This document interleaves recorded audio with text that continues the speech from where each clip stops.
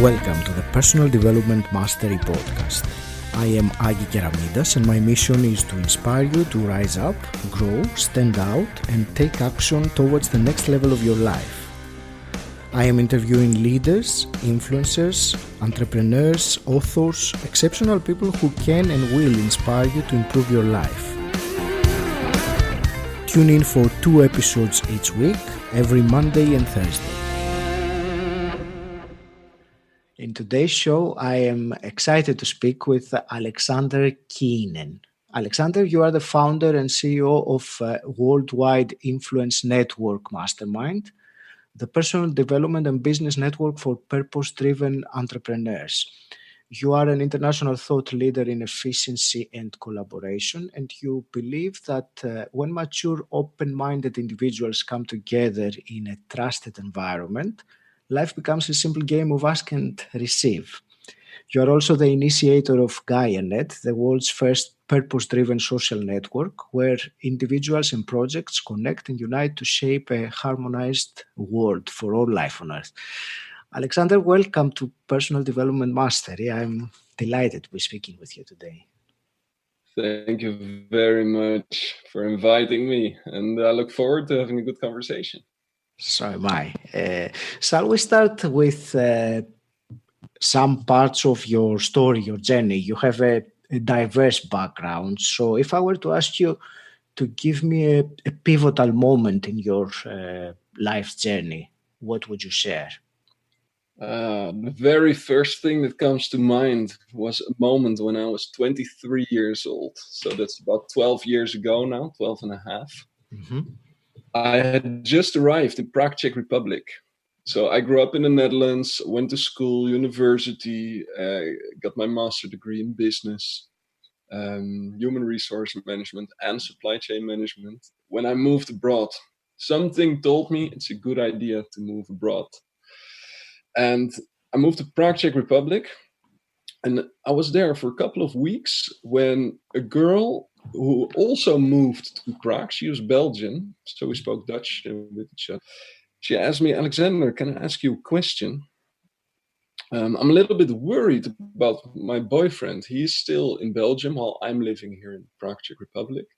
And he told me yesterday that he's reading a book on how to pick up girls. Should I be worried that he's going to cheat on me? Now, I don't remember what advice I gave. It's probably not the best advice in the world. But I do remember thinking, I need to get my hands on that book. I didn't know that a book exists on this topic. I've been messing around since age 15, 16. Of course, going out, of course, wanting to get with girls, sometimes lucky, sometimes not. Man, when I realized there's an expert and there are strategies, it opened up a whole new world for me. Mm-hmm. And I suddenly realized this is not only about me becoming better in speaking with women. This is about me being able to do and become anything I want. I just need to figure out what it is, find the expert, and do what he or she says.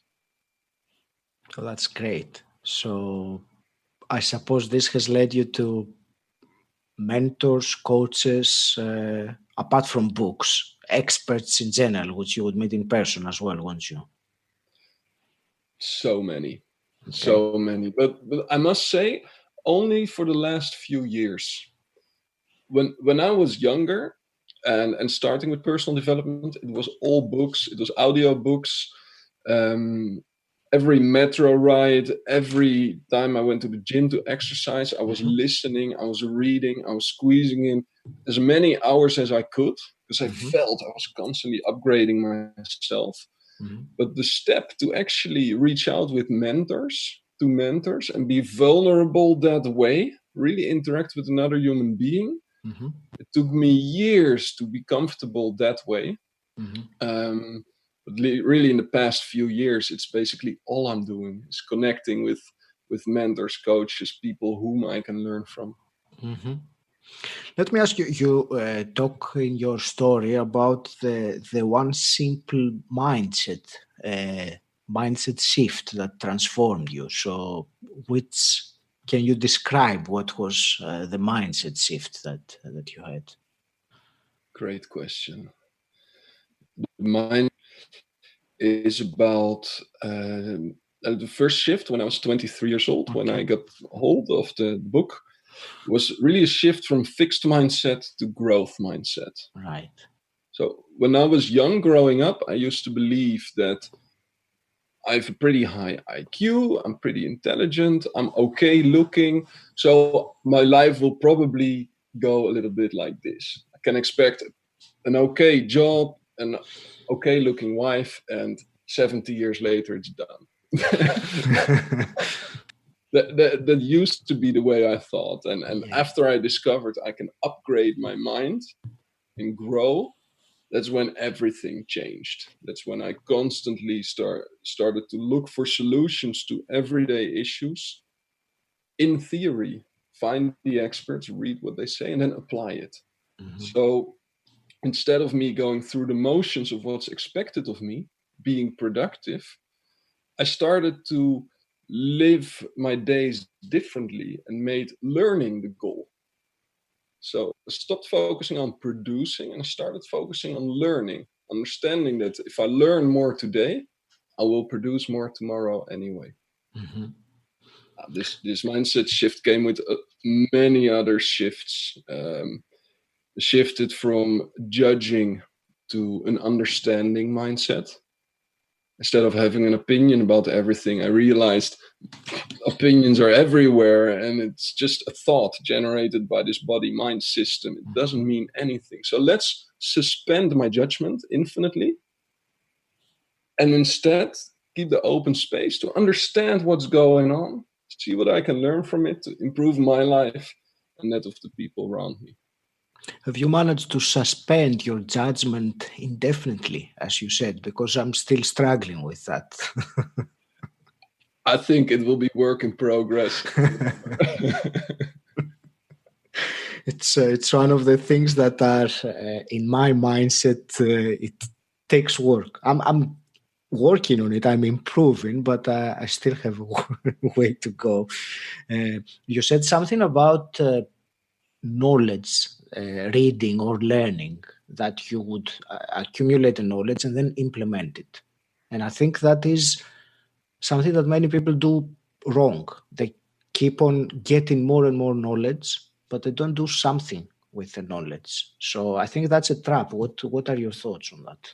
Yeah, I totally agree. And that it all comes from this Western world achievement, industrialized mindset. That jamming knowledge into your head is the solution to having a better life. But the reality is, all that exists is the present moment. There's plenty of science to back that. This is not a spiritual statement. This is a scientific statement. Listen to people like Joe Dispenza. Watch What the Bleep Do We Know? Like, people need to know this. All there is the present moment. So the only way to really learn is to put your body, your nervous system, in an experience. And in that experience where you implement, where you do something new, where you have an experiment, where you go out of your comfort zone, in that experience, there's so much information entering your body, information that you're aware of and information that you're not aware of. Mm-hmm. So by putting your body through that new experience, you upgrade it way more effectively than if you would just sit behind the desk and read a book. Mm-hmm. The real way to learn is always in experience. After the experience, you reflect, you figure out what is the next thing you want to understand, you find the information, you design your next experiment, and you do it. This way, you create a flying wheel, a perpetuum mobile, where you just continuously improve, continuously experiment, mm-hmm. continuously learn. But mm-hmm. for me to get started this way, it was scary. Scary. I remember reading that book on how to pick up girls, and there he described that if he would come up with a new opening sentence, he would just go to a bar and try it with 20 people. Yeah. What? You mean just go out there and speak to 20 strangers? What? What if they would do this? What would they say? What will they think? But at the same moment, I realized this fearful voice I'm hearing now, this is holding me back. I can choose now to go ahead and do it anyway, or I will probably be stuck where I am today forever. And when I started to realize that, I got out of my comfort zone.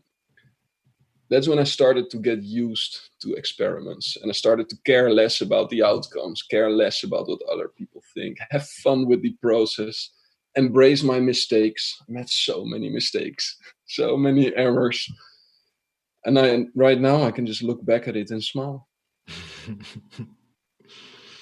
I think what you just said about the book that you picked up and changed your way of thinking is one expression of personal development, because you can, in all aspects of growing ourselves, we have to get over that fearful voice that you said and get out of our comfort zone and do something. So that could be on creating a business, or in going out and meeting someone new. The principle is the same. There is that limiting voice that you must ignore or put it aside and do what you really want to do despite that. Yeah. And the first thing to realize is I am not that voice. I am the observer who sees the voice. And by creating that distance, it becomes ever easier to watch the voice and do it anyway.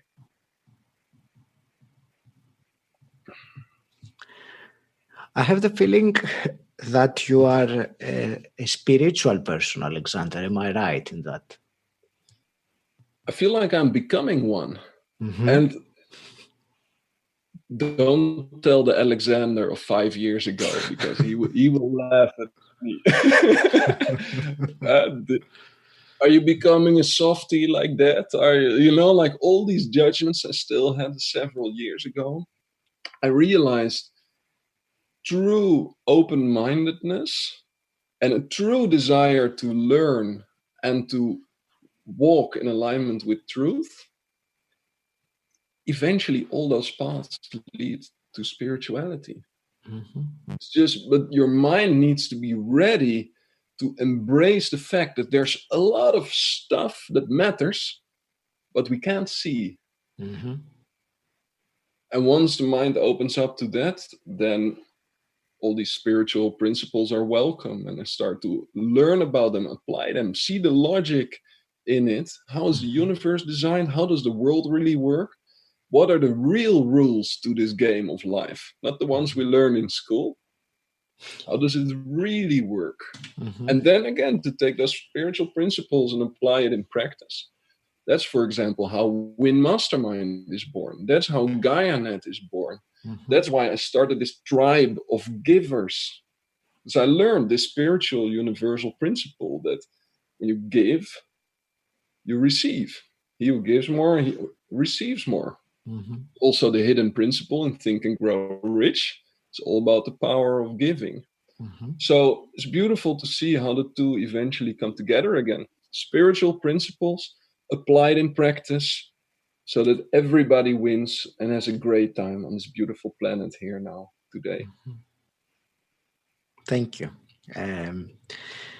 Shall we talk about the Mastermind, the Worldwide Influence Network Mastermind, which you started, you founded? I want to ask you what made you start a project like that, and what's the biggest learning you have had along the way of doing it?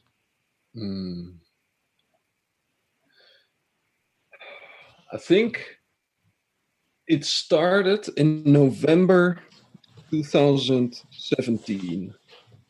I was in Los Angeles at an international conference for business people who come there to learn about business. Business coaches on stage, 2,000 people in the room, and lots of presentations. Everybody comes there to learn for 6 days. And it was the second year I was there. No, sorry, it was the first year I was there, but I've been to more events of the same organization. So there were a lot of people who I knew in the room. And that's a moment when I had a few realizations. All these entrepreneurs who want to change the world, who want to become an influencer, want to share their gift. To share your gift, there's a couple of other skills that you need. To share your gift, if you really want to share it on a serious skill, you need to learn marketing. Just like everybody needs to be a marketer nowadays, or be friends with a great marketer. Same with sales. You know, if you want to grow any business, you need to understand how to sell. So there were many entrepreneurs, great specialists, learning these type of skills. And after being an entrepreneur for a while, trying to figure out how this works, when I made up the balance, I realized the biggest changes, the biggest progress in my business always came through my network. I tried advertising, tried all kinds of things, but the network, the via referrals, the business friendships, the people around me who really understand me and then introduce me somewhere, that brought in 80%, 90% of my revenue. And I realized so many of those people I met at the conferences. But when did I meet them? During the toilet break, in the morning before the program starts, in the evening when it's finished, although usually I'm just broken because they make you sit like 14 hours, 16 hours, sit in a chair, stare to the front where some demigod is in the light speaking about how the world works, and 2,000 people have to sit in the dark, shut up and listen. But I realized the people who changed my life, they're sitting next to me right now, somewhere in the dark. So what if I can create a system? You know, I'm the efficiency guy. I'm a systems builder. That's how I think. What if I can create a community with all these great people? Not everybody from the conference, only the ones I resonate with, the givers. What if I can create a tribe of givers where we just share our own expertise with each other? Instead of paying high-paid coaches, yes, they have a lot of experience. You pay them a lot for relatively little of their time. What if I built a community of business friends where everybody says, hey, I'm willing to share my expertise, my skills with the other people in the community. And now suddenly, at this moment, I started last year with nothing, zero, just an idea, €0 in my pocket, my heart wide open. Started organizing events, get-togethers, online, offline. Right now we have 45 members, dedicated members to the network, who now all have access to each other's expertise and skills. So any expert wanting to bring their message out, they need a funnel. They can speak with one of the members who knows about funnels. And they want to know about sales. Well, we have a couple of sales experts in the group. They want to get media, PR. Well, we have a PR specialist in the group. So I saw this need in the entrepreneurial landscape, this need for friendship, this need for expertise and skills. And that's why I designed the system of people with the right mindset, because that's an important part, purpose-driven, heart-centered. Bring these people together, organizing all kinds of interactions, making sure it's easy for them to connect with each other, making sure they know who knows what and who knows who. That's what I started to create a year ago, and it's working. It's working. People love it. I'm surrounded by amazing people. One of the rules I set for myself when I got divorced a year and a few months ago, is I only want to surround myself with people who uplift my vibration. On average, everybody has a bad day sometime, but on average, what will happen when I create a bubble of people who just continuously lift each other up, both by helping with practical things and with simple encouragement, believing in each other, positive thinking together. So that's it. It's one big experiment, but so far it's pretty successful. So I'm going to keep going for a good little while. Awesome. And I know as well the power of the mastermind, and I think anyone who has participated in a properly organized mastermind has seen the tremendous benefits, not only in terms of networking and what you said about the vibration and feeling better, but also in terms of practical support, sharing resources, and all that. Alexander, you mentioned earlier on in your description the word heart quite a few times. So you say people who do business from the heart, or heart-centered entrepreneurs. So can you explain to me how you mean these terms? So what has heart have to do with entrepreneurship? Thank you for asking. Great observation as well. This is one of the big shifts. I shifted from having my mind being in control of my actions and behavior all day, every day, to making my heart the boss. Mm-hmm. And it sounds like a small thing, maybe like a simple shift, but I think it's the biggest shift, the biggest work we humans really have to do, is to sink our awareness down into our heart and be present in the current moment, following our heart. For some people, it's the gut or the sacral area. In either case, it's about tapping into your intuitive intelligence. Your body, your nervous system, your body-mind system knows exactly what's the right thing to do right here, right now, even though the mind may not understand. When I first learned that the heart, now let me start at the beginning. Everything is energy and vibration. The things we see, they're an illusion. I'm knocking on the table now. The table is not real. It's energy and vibration. So is my hand. And it's my brain that comes up with these pretty pictures and sounds. Amazing. Beautiful. But the reality is, to navigate your way through this world, you need to understand how it works. The heart is an electromagnetic center that's 5,000 times stronger than the mind.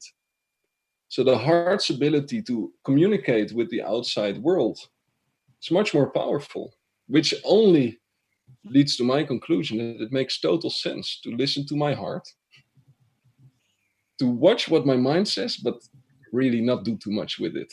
Just watch it, smile. Oh, it's interesting. That's what the mind thinks. Trusting the feeling, the intuitive intelligence in the moment. It's really I'm taking some notes at the same time, Alexander. This is fantastic, and I completely 100% agree with you. The trusting the feeling, the intuitive knowledge that comes. I think for many people the challenge is how to tap into that and actually recognize what the heart is telling them, because it's not clear if you're not trained or gotten used to it. That voice of the heart, or that intuitive, emotional expression of knowledge, gets overwhelmed by the loud voice in your head that presents the complete opposite picture. So I think the challenge for many people is to tap into that. What advice would you give to someone who wants to explore more the listening to their heart? Meditate. Mm-hmm. Often. Mm-hmm. Seriously, deeply. Learn to love it. Again, this is about creating the distance between the real you, the observer, and the thoughts and feelings. You are not your thoughts. You are not your feelings. You're the witness of them. How do you practice that awareness? It's through meditation. Of course, yoga, if done the right way, is a great instrument. Qigong as well. Mm-hmm. But it all starts with this willingness to do the work. This is the real work we need to do. Tame the mind. In Zen Buddhism, they say the mind is like a wild horse. And it is, because it's running our lives. We're doing what our thoughts say. Many people are doing what their thoughts say, but the thoughts are not true. The thoughts are such a limited perspective from one body-mind system. So it starts with a firm attention. Anybody who's listening to this who feels like, you know what, in my life, I don't know what it is. Something isn't fully right. Mm-hmm. Work hard. I do my best. I make people around me happy.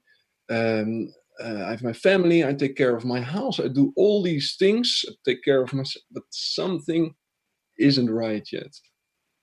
Anybody who feels that, I invite you to do something different. Make a significant change. Mm-hmm. What if you put your heart in charge?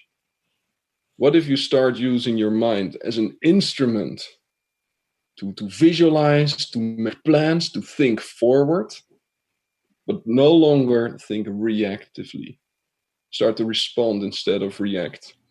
Sink down into the heart. Anybody who makes that change, who starts walking that path, it's hard work in the beginning, but the beauty is when you make reflection a habit, you will start to see results already after hours. Mm-hmm. Already in the first few days, you will find you're more calm.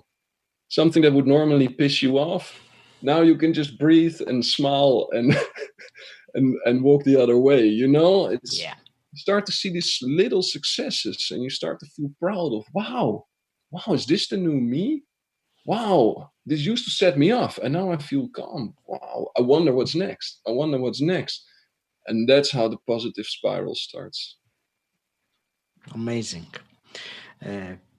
There's one other thing I wanted to ask you, because you've obviously have entrepreneurship experiences from a very young age. I suppose you've seen recently with the COVID situation, many people transitioning from an employed position towards doing some entrepreneurial either something, a project that they want, or shifting in some way or another. So if I were to ask you, what's the one thing, the most important mindset thing that would allow someone to shift from employee mindset to entrepreneur mindset, what do you think that is? Great question. First of all, I have not been an entrepreneur my entire life. I grew up in a small village. Both my parents were employees. My entire family were employees. All my neighbors were employees. I didn't even know entrepreneurs were a thing. I didn't even know that companies were once started by a person who created all those jobs. Yeah. It started to dawn on me later in life. And for me, entrepreneurship became really attractive when I realized it comes hand in hand with a lot of freedom. Mm-hmm.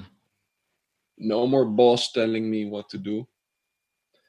The ability to plan my own days, do the activities that I love.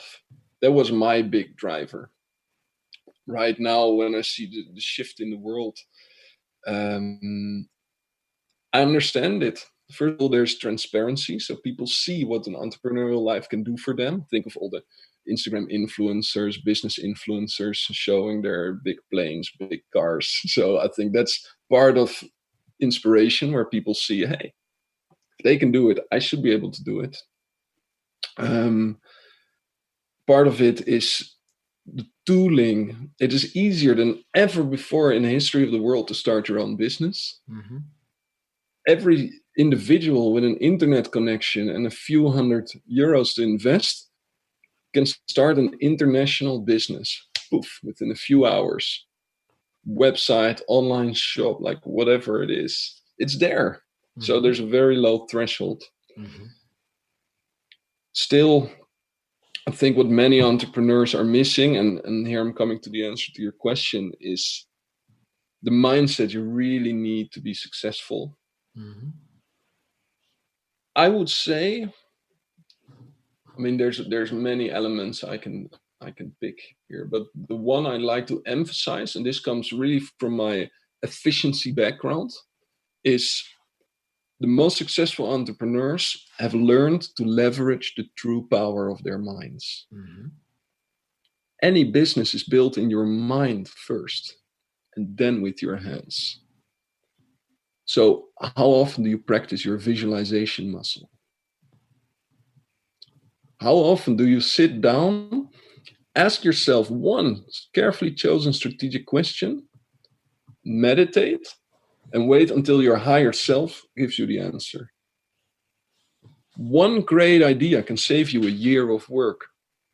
So which habits did you put in place to have those genius ideas? Forward thinking is what I would call that skill. Anybody becoming an entrepreneur needs to be able to have a strong intention of what he or she wants to create and the ability to think of the best strategic next step. You don't need the full plan. You just need to know the direction you're going and the best next step. Take that step, stop, reflect, do the whole thing over, another step. Now you start to move forward with big leaps instead of muddling through or rowing against the stream. Thank you. That's you see me smiling all along because that really speaks to me on multiple levels, not just intellectually. And strengthening our visualization muscle, which you said, it's a practice that, as simple as it is, I know that not everyone practices it. Almost no one. And if I may add, a second muscle, mm-hmm. Our asking muscle. Asking. Mm-hmm. Ask for help. Ask for help. Stop pretending you know everything. You don't know shit. I don't know shit. We all don't have a clue what's going on here in this body, on this planet, in this life. Let's admit that we don't know. Let's zoom in on what we do know. And for everything else, ask other people's help. Mm-hmm. And share our gifts in return. Now it becomes lighter and easier for us all. Mm-hmm. But we need to shift from a mindset of me to we. Now we can start visualizing. Now we can start asking. We simply build this thing together. Fantastic. Alexander, let me ask you about your your newest project, which is a very ambitious one, the Gaianet. So first question is, what exactly is it? Gaianet is a social network for purpose-driven individuals and projects. Mm-hmm. So imagine Facebook, yes. Except meaningful. Okay. Can you elaborate a bit more on that? Not on Facebook, on Gaianet. I'm saying that to tease a little bit. I'm very grateful to Facebook because the amount of amazing people I met through Facebook, the amount of amazing people I met in the past and stayed connected with mm-hmm. through Facebook. Mm-hmm. Thank you. What a gift. Absolutely. What a gift. But I do notice that when I have some time or I'm looking for a mental break or I want to see how people in my social circle are doing, I open Facebook, I open LinkedIn, I scroll over my wall, and I realize most of it doesn't really interest me. Really not much. Mm-hmm.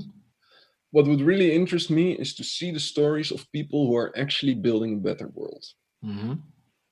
Purpose-driven individuals who say, hey, I'm here to give to Mother Gaia, Mother Nature, Mother Earth. The people who say, you know what, the way the world is currently evolving, we're going to be done in 4, 5, 6 generations. This is not working. It's clear. Now, of course, the majority is still in that space. But 1% of the population, I don't know, 0.1% of the population, these are the people who understand these spiritual principles of World One. Sorry, I hope it's more than that. I hope. I hope so too. And it's not black and white either, you know. On one day you're there, the other day you're there. It depends who you surround yourself with. Mm-hmm. I believe that when we bring these people together in one social network, continuously match innovative projects that have the potential to completely reshape the world. Constantly match these projects with the right team members, so the individuals on the network with the right skills, the right expertise. We have a funding element coming in where networks can apply to receive funding as well. This is how we create an ecosystem with people who are ready to serve, to build, to work together. And the attractiveness of this ecosystem, I believe, will be so strong that once people are in, once people are part of it, it feels like their new home. Mm-hmm. This is where they can be themselves. This is where they are no longer judged. This is where we come together to serve something that is greater than us individually. What's your long-term vision with Gaianet? Where do you see it going? Gaianet, in the long term, I see over 1 billion users worldwide. Mm-hmm. And this is long term. So, I don't know, 5 years, 10 years. The world is speeding up, so it's going pretty fast. Yeah. One of the main projects that will be supported by Gaianet is the building of the first light city. So this is an enormous project. Some people might say crazy, but hey, everybody who changed the world was crazy one day. Tell me about it. I'm fascinated to find out more about it. So, the first city of light will be, imagine designing a perfect city, taking everything we learned, so ancient wisdom and modern technology, now putting the two together, taking a blank slate, a blank piece of ground, and defining what does the ideal city look. The first one will be for 10,000 people, ideal mix between green and between living space. The newest technology will be used. The most conscious, aware people will get to live there. There's an application process. Already so many people, I tell them about this. They're like, I want to be there. Well, 10,000 people first. The brightest minds will come there together to live, to find out this new society. How can we live together with virtually no rules? Preferably no money, but we'll need to see how to organize that. And working on innovations for the rest of the world. It's an insane project, but all the blueprints are there. The experts are there. It's really a matter of organizing the resources, bringing the right team members together, bringing the right investors together. All the pieces of the puzzle are out there in the field, and big role for Gaianet is to bring these puzzle pieces together and organize, facilitate them doing this work. So first light city will be actually a tangible result that I believe will attract much attention in the world and will serve as best practice, as an example of how it can also be not started by one guru that everybody looks up to, but started by the collective, the human family. That's incredible. And, what came to mind was, especially with the situation, the global situation as it is with COVID and all these increased surveillance and what they talk about, mandated vaccines and things like that, which all of that lead into a scenario of, dystopic scenario, which we've read in books. On the other hand, we have what you say, or this kind of proposition about the future of humanity, which is exactly the opposite. So one is the darkness, the other is the light. So I really love your vision, and I'm really looking forward to seeing this idea implement, and of course I would love to support in any way that I can with that.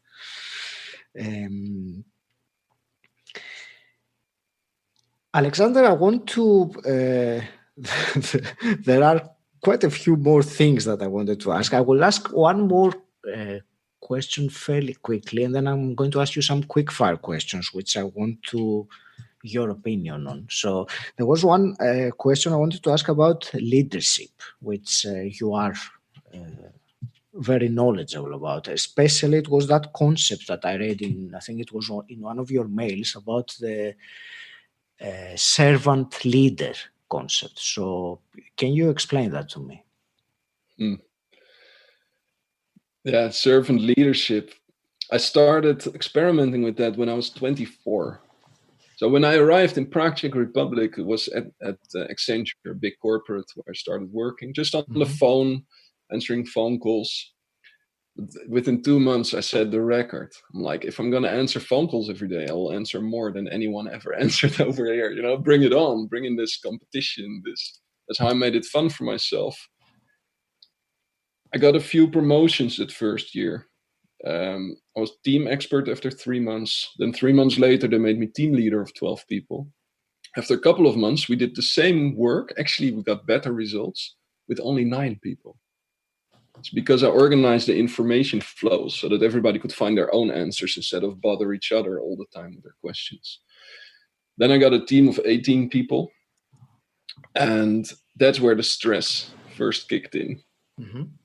I needed to do a lot of overtime.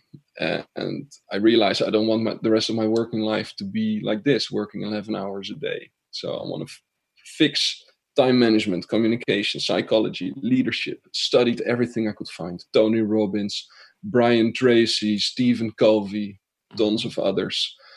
And this idea of servant leadership started to speak to me. I remember telling my teams, I had eventually I had a whole department of 35 people. And I started to see, guys, you're the ones doing the work. You're sitting behind the computer. You do the actual work. That is the actual result. All that I do is send emails and talk in meetings. So, dear team, please tell me, what do you need? What can I do to make work for you more easy, more effective, more fun? Because I have this authority, when I ask like leadership for budget or some changes, they listen to me. So that's my role. And positioning myself as a leader like that, being the person who creates the fertile ground from which the team members can blossom, it was liberating. Suddenly I could feel like one of them, instead of having to pretend to be a boss that is separate from them or bigger than them or higher than the team. I position myself at the same level, and I realized, hey, I just have a different type of role. Tell me how I can best lift you up. It's great. The dynamics shifted. It was a lot of fun to work together that way. And I was rewarded with 2 Best Leader Awards over there in Accenture Prague, which means that team members took the effort to nominate me to write whole stories about why I should win that Best Leader Award. And I think it all started with being a servant leader and the team seeing, understanding that I was really there just to serve them. The only reason why I asked that, not the only reason, but the main reason why I asked is that in many people's minds, these 2 terms are opposite. I suppose you can, for many people, the role of leader or leadership doesn't mean serving at all. It means really giving orders. And it's wrong, of course, but still that's how many people lead. I think there's a time for everything. So giving orders, suppose there's a crisis situation. Yes. That's when a leader needs to stand up and say, guys, I'm going to get us through. Listen to me. You do this, you do this, you do this, you do this. Let's go. Picture a ship in a storm. There's a time and place for everything. The typical work environment, indeed. Servant leadership, I think, is a next generation leadership. Something we're pioneering in Gaianet as well. What does the ultimate purpose-driven organization look like on the inside? Well, in Gaianet, there are no bosses. There are no managers. There is no pyramid. It's completely flat. There are only circles. The circles are in charge. And every circle consists of 5, 6, 7 team members who are each a leader of their own role. Mm-hmm. They know what their purpose is. They know their accountabilities. Everybody does their thing. And we simply get together once a week to ask for the support we need and to ask for approval of our proposals. Mm-hmm. That's it. That's fantastic. Right. So let me ask you then some rapid fire questions as well. So what does personal development mean to you? Freedom. Oh, was that too fast? I was waiting to see whether you will add anything. That's the game, right? It leads to freedom. Yeah, absolutely. If you could go back in time and meet your 18-year-old self, what's the one piece of advice you would give him? Relax. Everything will be okay. Mm-hmm. Enjoy. You know, I'll make a small observation with this because I asked this question to all my guests. This is one of the most common answers I get, to relax, that everything will be fine, don't worry. And it just goes to show something, doesn't it? That we should have more faith in the process of our life, or of life in general. The universe is on our side, you know? It's all designed for us. Absolutely. Alexander, if you had a magic wand and you could wave it and change something in the world as it is today, what would that be? Change something, you say? Change something, yes.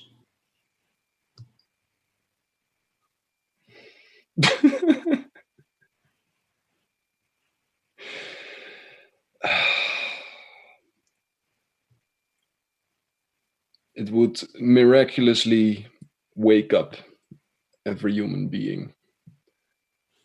Create this distance, help see past the ego, help people stop believing their own bullshit stories, and somehow see that spark of light that makes them remember who they really are. Mm-hmm. Oh, that would change humanity instantly, wouldn't it? It's really what the whole thing is about. Alexander, do you want to share with us one of the big breakthroughs you had recently? Yes. I'm thinking how recent you want to go. Are you talking days, weeks? Okay. Up to you. Biggest insight? I don't have the book behind me anymore. I gave it away to someone. When I read Michael Singer's book called The Surrender Experiment, mm-hmm. That changed a lot for me. It was about 1.5 years ago. And that book really made me understand the power in the universe, and that really our only job is to surrender to what is. When I started doing that, make that my number one priority all day, every day, that's what set in motion a series of the most miraculous events that got me up to this point where I am now. Awesome. I've heard of the book many times, but I think it's time for me to actually get it and read it myself. Do you want to share also with me a big mistake that you've made recently so that we can avoid making the same mistake? Big mistake that I made. Funny. Yeah, the first thing that comes to mind has to do with my marriage. You know, that was built on a few fundamentally wrong assumptions mm-hmm. of how relationships work. Mm-hmm. My biggest mistake in my relationship is that I didn't communicate enough. Mm. And by communication, I mostly mean expressing what happens in my inner world right now in this moment. So whenever I feel tension or doubt, something doesn't sit right, to speak it out and to openly, objectively talk about that I haven't done nearly enough of it. Even 10 times more than what I did wouldn't be enough. Mm-hmm. Thank you for being vulnerable and sharing that with me. Alexander, is there anything you were hoping I would ask you today and I completely missed it? Great question. No, I wasn't hoping for anything else than for a good internet connection. It's been okay-ish. On my side, it has. So on this side, it was smooth. So I'm very grateful for that. No, I love the way you do these interviews. You created fertile ground, so to say, for me to flow, for me to express myself. All the big elements came to the forefront. Mm-hmm. Of course, I will love to have an opportunity to tell anybody who's listening how to stay connected. And I'm sure that opportunity will follow. Other than that, I think your questions have been spot on and very, very powerful. So, it was a good flow. Thank you. So here's your opportunity then to share how can people connect with you. Yeah, so there's most important is Gaianet and Win Mastermind. Mm-hmm. For Gaianet, the social network for purpose-driven individuals and projects here to shape a harmonized world. I recommend people first to go to Gaianet.subscribemenow.com. In a few weeks, our website will be live, Gaianet.earth. But not yet. So Gaianet.subscribemenow.com helps you subscribe to the newsletter. You receive all the updates, understand what we're doing, what's happening. Mm-hmm. We also regularly post volunteer positions. Anyone who is an A player, anyone who feels I learned a lot up until this point, and it's my mission to shape this new world. Mm-hmm. A players, great communicators, great self-managers. These are the people we work with. Yeah. We're at 17, 18 volunteers now, and all of them like top-level professionals. Mm-hmm. So that's Gaianet. Then for Win Mastermind, any purpose-driven entrepreneur listening to this, even purpose-driven employee who is a leader, who is creating something for your organization, you feel, hey, I want to experience the power of peers, power of teamwork, join a Win Mastermind virtual roundtable networking session, go to winmastermind.org. Win, W-I-N, winmastermind.org. It explains how it works. You can join a session once, experience how the community works, how we collaborate, and meet some great people. Well, Age, you have been there, so you know what I'm talking about. Yes, absolutely. Alexander, it's been a privilege to speak with you today. I want to thank you very much for your time and sharing your wisdom with me today. I want to wish you all the very best with your goals and your vision, which I admire, and it's phenomenal from my point of view. Any last parting words?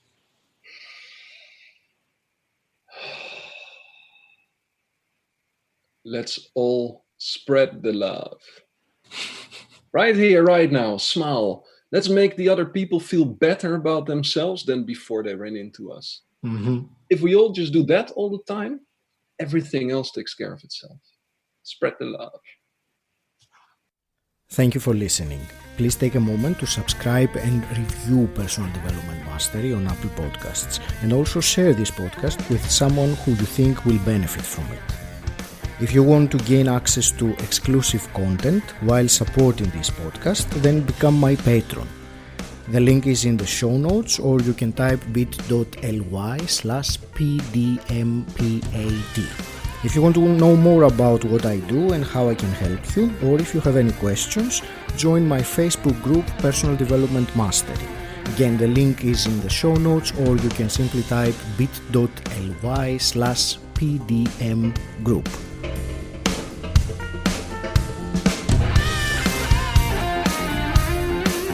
And until next time, stand out, don't fit in.